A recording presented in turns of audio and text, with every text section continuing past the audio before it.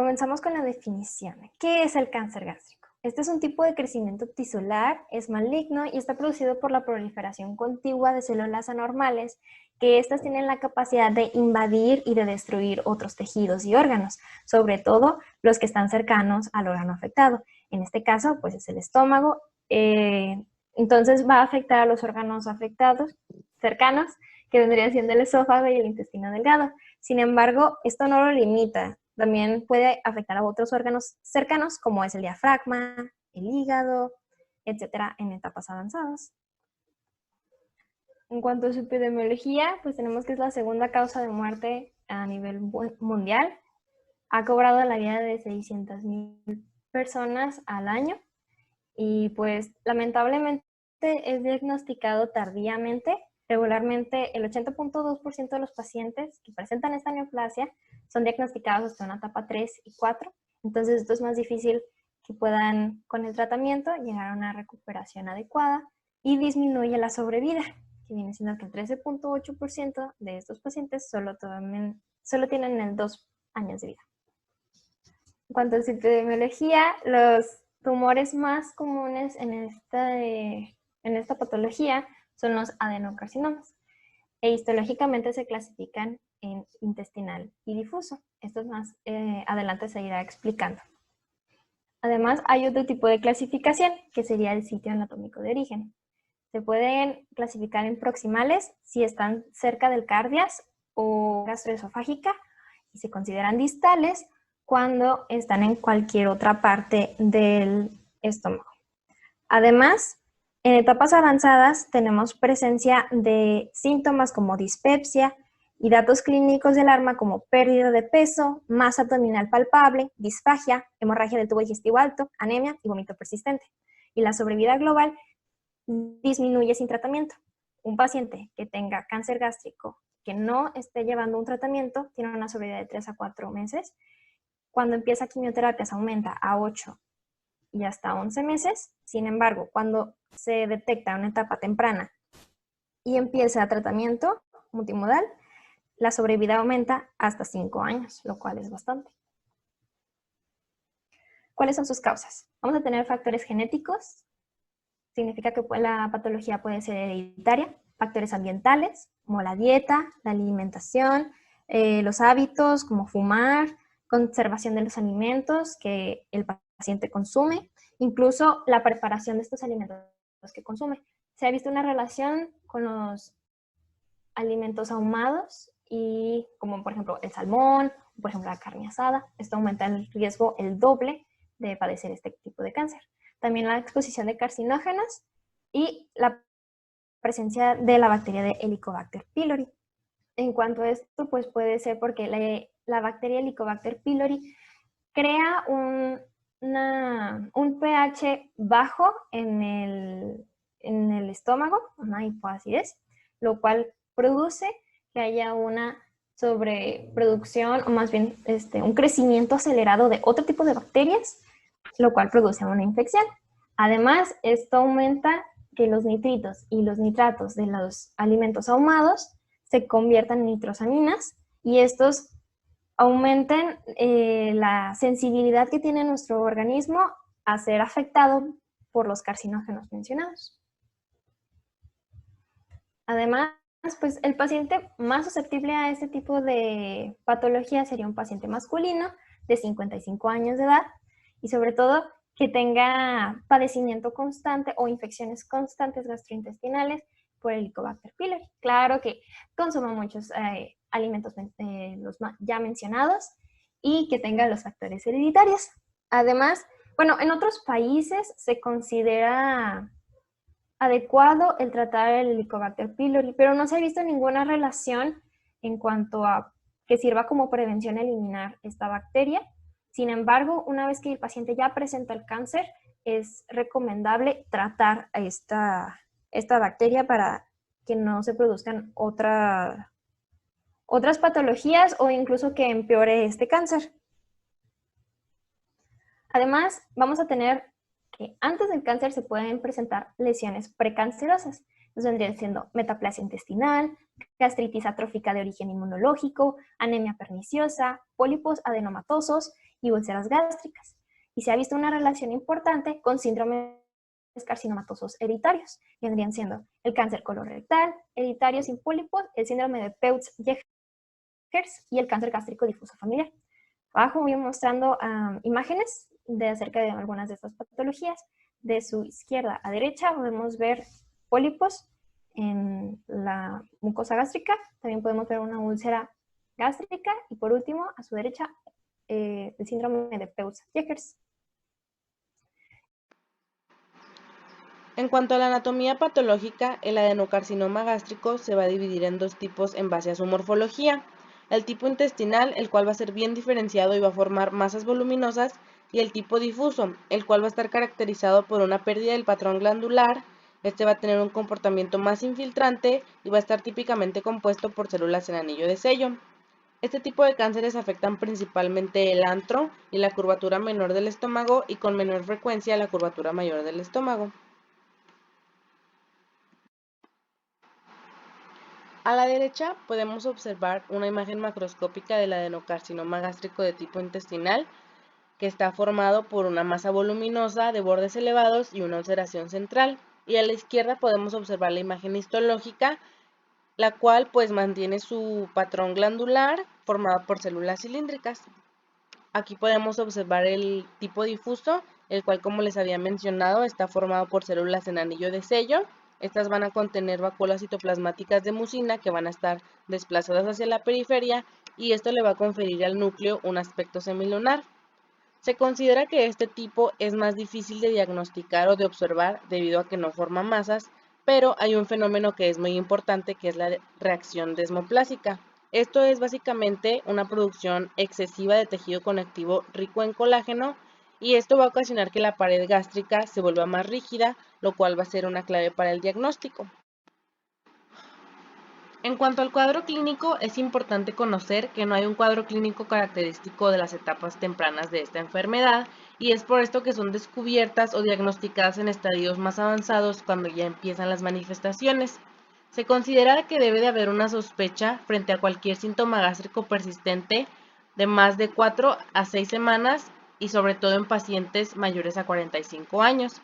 Entre los síntomas más comunes están dolor, masa abdominal palpable, llenura postprandial inmediata, signos sugestivos de obstrucción pilórica como lo serían distensión, eructos, náuseas o vómitos, síntomas que nos sugieran una lesión a nivel del cardias como por ejemplo opresión retroesternal baja o regurgitaciones.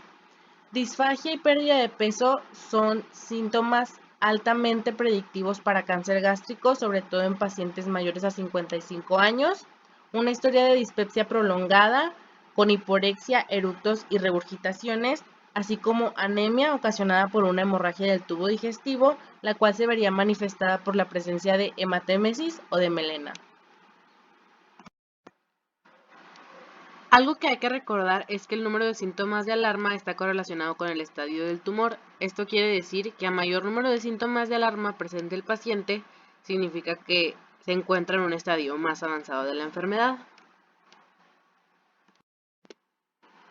Lo ideal sería poder detectar el carcinoma gástrico en sus etapas más tempranas y es por esto que hay que tener un mayor cuidado en ciertos pacientes, como por ejemplo pacientes con antecedentes de cáncer gástrico familiar, pacientes que hayan pasado por una cirugía de resección gástrica en un periodo de 10 años con dispepsia de inicio reciente, pacientes mayores de 45 años, así como aquellos que tengan síntomas gástricos persistentes en periodos de más de 4 a 6 semanas. Hablando del diagnóstico, la parte más importante de este es determinar el estadio del tumor y si es operable o no. Este se va a realizar de acuerdo a la sintomatología y estudios comprobatorios, como lo es la endoscopia gastrointestinal alta. Este es el procedimiento de elección debido a que tiene una sensibilidad del 90% y permite la toma de biopsia. Para la toma de biopsia se recomienda que sean mínimo 3, pues para facilitar el diagnóstico histológico. El procedimiento de elección para observar metástasis a distancia es la TAC con medio de contraste. Este es el método no invasivo más exacto, ya que tiene una especificidad del 92% y una sensibilidad del 78%. También se puede usar la tomografía con emisión de positrones, pero esta tiene una sensibilidad menor del 56% y pues no se recomienda su uso rutinario. Para la estadificación se realizan de manera rutinaria TAC de tórax y abdomen con contraste intravenoso y distensión gástrica por vía oral. También se recomienda el ultrasonido endoscópico, el cual va a ayudarnos para establecer la T, que sería la profundidad del tumor, y la N, que es el estadio ganglionar.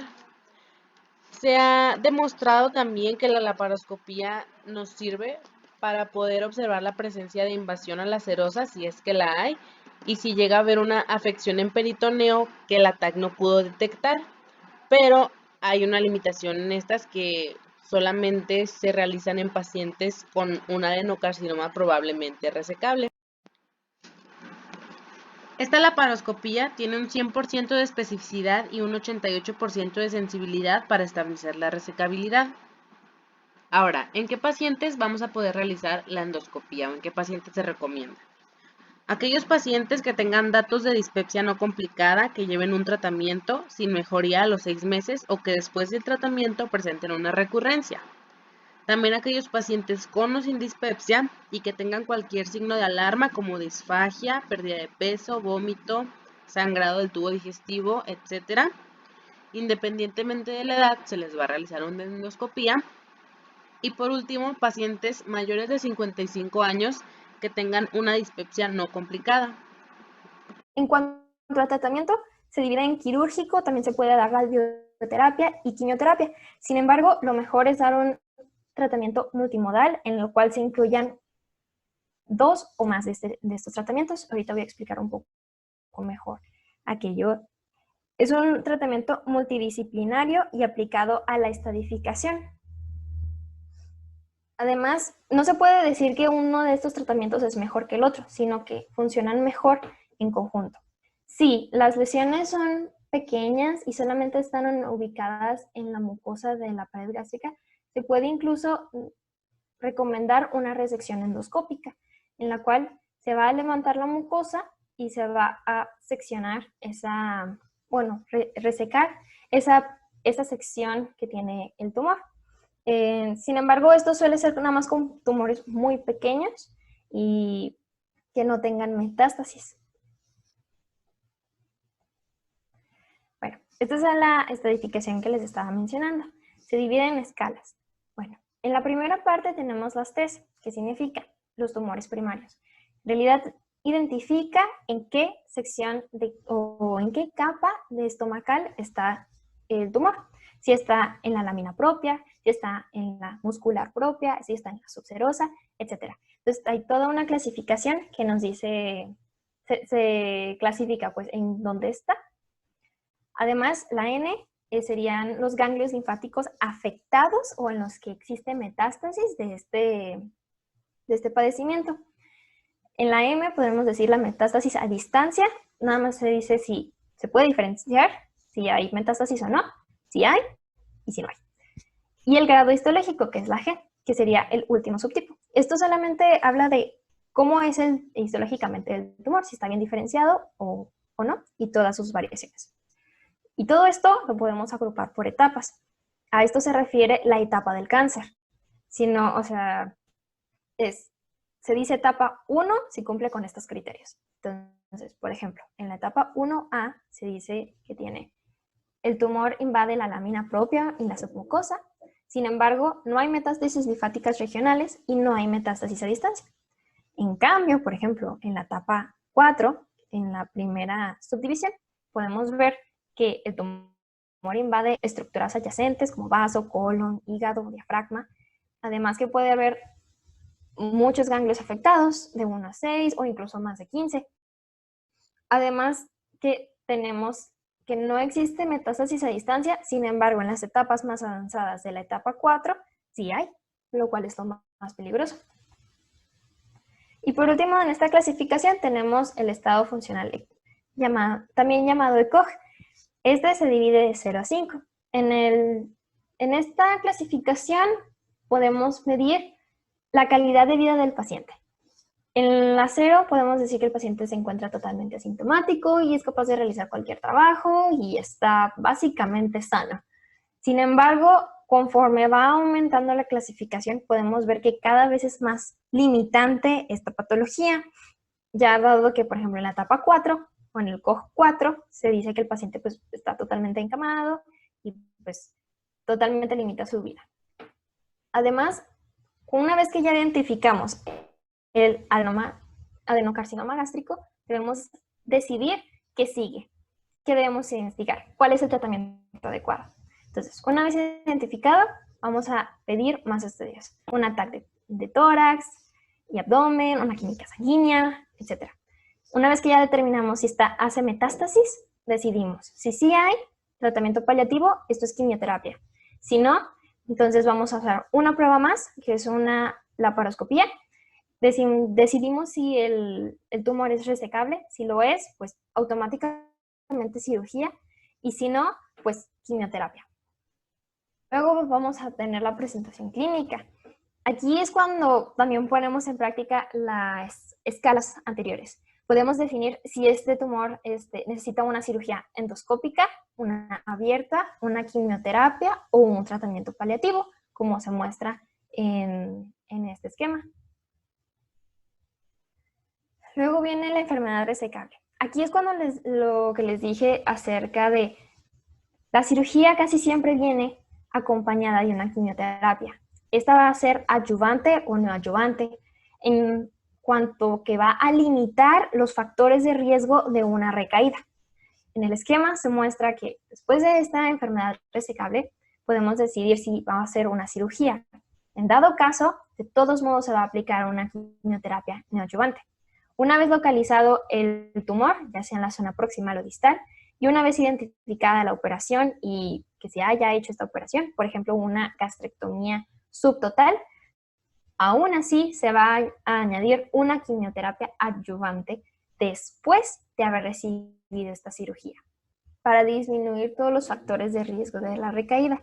Si hay factores aún, de todos modos se va a dar otra quimioterapia y radioterapia que ayude y que limite lo más que se pueda que se vuelva a crear este tumor, y si no, solamente se va a mantener al paciente en vigilancia constante. En cuanto al tratamiento paliativo, estos suelen ser en etapas avanzadas, por ejemplo, en una etapa clínica 4, una enfermedad irresecable, simplemente se van a dar medicamentos en los cuales puedan disminuir los síntomas, los malestares y pues aumentar la calidad de vida del paciente. Suelen ser quimioterapias paliativas o en dado caso que sea muy avanzado la etapa y que sea muy avanzado también el ECOG, pues nada más cuidados de soporte. Cabe mencionar que los medicamentos usados en quimioterapia suelen ser 3, que es la epirubicina, el cisplatino y el fluoracilo. Estos 3 pueden ser usados individualmente o pueden ser usados los 3 al mismo tiempo. Y simplemente utilizar la quimioterapia, además de la cirugía, aumenta la sobrevida hasta 5 años, lo cual es admirable. Y ya.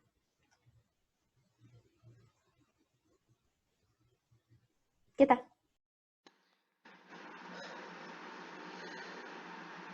Adentrándonos ahora a la prevención del cáncer gástrico, es muy importante que nosotros mantengamos una atención frente a los pacientes que presentan factores de riesgo, como por ejemplo aquellos que sean del sexo masculino, debido a que se ha demostrado que hay una mayor incidencia en hombres que en mujeres, con una relación de 2:1, pacientes que tengan una edad mayor a 55 años y aquellos que presenten tabaquismo también. Otros factores son los genéticos, ya que se ha demostrado que hay una predisposición autosómica dominante para una mutación en el gen de la caderina E. Esto se debe a que la caderina E es una glicoproteína de adhesión intercelular, y en el momento en el que un tumor pierde su capacidad de adhesión intercelular, se vuelve más invasivo. Es por esto también que esta mutación se relaciona más con el cáncer de tipo difuso, debido a que, como ya les había mencionado, este tiene un comportamiento más infiltrante. La presencia de esta mutación nos confiere un 75 a un 85% más de riesgo de desarrollar adenocarcinoma gástrico. Se recomienda también dar tratamiento a aquellos pacientes que presenten gastritis por presencia de Helicobacter pylori, debido a que esta estimula la activación de los neutrófilos con una posterior producción de óxido nítrico y radicales libres de oxígeno. Aquí les muestro un mapa mediante el cual se explica de manera breve cómo es que la presencia de Helicobacter pylori puede llevar desde una gastritis superficial hasta una gastritis crónica atrófica, una metaplasia y por último un adenocarcinoma gástrico. Otro de los factores predisponentes para adenocarcinoma gástrico ocasionados por una gastritis por Helicobacter pylori es que posterior a la gastritis atrófica y a la metaplasia, pues va a haber una disminución de la secreción de ácido por las células parietales y por ende un aumento del pH. Esto puede crear un ambiente propicio para que haya una colonización de bacterias reductoras que forman nitritos. Esto va en relación con otra parte muy importante de la prevención, que es la dieta, ya que se ha demostrado que hay una asociación positiva entre la ingesta de sal y nitritos que se encuentran, por ejemplo, en alimentos ahumados con el cáncer gástrico, y es por eso que se recomienda que pues haya una disminución de la ingesta de estos alimentos, así como un aumento en la ingesta de alimentos que contengan vitamina C, ya que este es un antioxidante y puede disminuir pues los niveles de radicales libres de oxígeno. En relación a esta, se ha demostrado que hay una asociación negativa entre dietas con vitamina C y el desarrollo de cáncer gástrico, por lo cual se recomienda que pues aumenten la ingesta en alimentos ricos en vitamina C.